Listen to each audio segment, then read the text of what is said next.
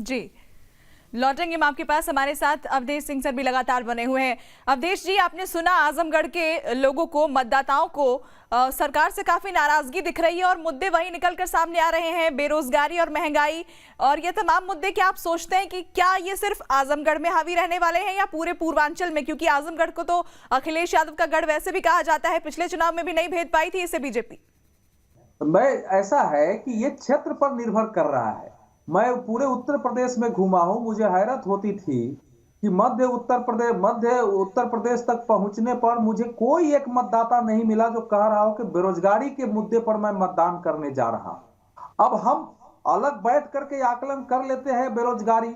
जिन जिन क्षेत्रों में समाजवादी पार्टी के लोग मिल रहे थे या उनके समर्थक थे, वो जरूर बेरोजगारी की बात कर रहे थे, वो जरूर लोगों की गरीबी की बात कर रहे थे, वो जरूर प्रशासनिक अक्षमता की बात करते थे, सरकार के उखड़ने की बात करते थे। लेकिन सामान्य मतदाता, वो भाजपा को वोट दे रहे हो नहीं दे रहे हो, मैंने उनसे कभी नहीं सुना कि ये कुशासन की सरकार हो गई है, इसमें बेरोजगारी बढ़ गई है, इसमें रोजगार नहीं मिला है। तो जब लोग नहीं मिले, बेरोजगारी हमेशा से एक मुद्दा रहा है। भारत की जनसंख्या और उत्तर प्रदेश जैसे राज्य को देखें तो किसी भी सरकार की और कोई व्यवस्था की हैसियत नहीं है कि सबको उनकी चाहत के अनुसार रोजगार दे दे, और वो एक असंतोष का भाव रहता है। तो वो तो सारे चुनाव में आप मान लेंगे। ऐसा तो था नहीं कि अखिलेश यादव के समय रोजगार की बहार थी या मायावती के समय रोजगार की बहार थी।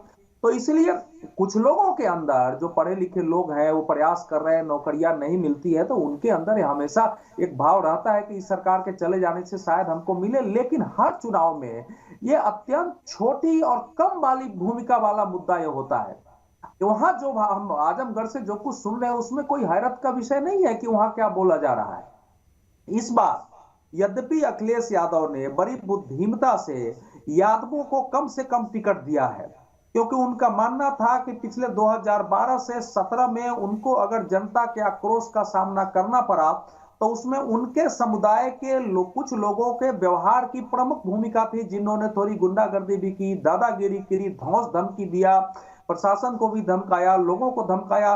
तो इसलिए इस बार यादवों के खिलाफ आक्रोश नहीं हो, इसलिए उन्होंने कम टिकट दिया है। लेकिन बावजूद यादव जानते हैं कि यह बनेगी तो उन्हीं की सरकार बनेगी। उसमें कुछ प्रतिशत यादव जरूर है जो दूसरी पार्टी के समर्थक है, और उनको अफसोस भी होता है कि हम समर्थन करते भी सपा के समर्थक माने जाते हैं। तो वो इसी प्रकार से आक्रामक होकर के, और मुस्लिम समुदाय आक्रामक होकर के इस प्रकार की भाषा बोल रहा है।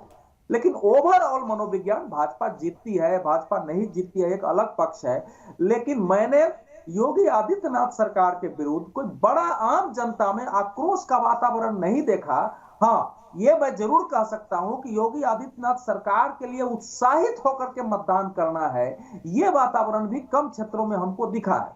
जो जी, मुद्दे हैं वो अलग अलग, एक तो राज्यव्यापी मुद्दे हैं जिसमें योगी की, नरेंद्र मोदी की छवि है, हिंदुत्व का वातावरण है, कानून और व्यवस्था है, जो फ्री राशन और बाकी चीजें गई हैं वो है, जो विकास आए हैं वो है, जो काशी है, विंध्याचल है, अयोध्या है, वो मुद्दे हैं, जो माफियाओं के खिलाफ कार्रवाई हुई है वो मुद्दे हैं। वो सारे मुद्दे मिला करके चुनाव हो रहे हैं। लेकिन इतना मैं जरूर कहूंगा कि भारतीय जनता पार्टी उस ढंग की एक व्यवस्थित और लक्षित रणनीति नहीं बना सकी जिससे जी। पूरे प्रदेश की जनता को उसके जो कोर मुद्दे हैं उसके आधार पर एक संदेश दे सके और उसके प्रबल मुद्दे के रूप में स्थापित कर सके, जिससे उसके खिलाफ जो असंतोष है और कार्यकर्ता जो नाराज है उन सब बड़े मुद्दों में विलीन होकर के वो सब काम कर सके। ये एक फैक्ट है उत्तर प्रदेश के चुनाव के बारे में। ठीक है सर, आपके पास लौटेंगे।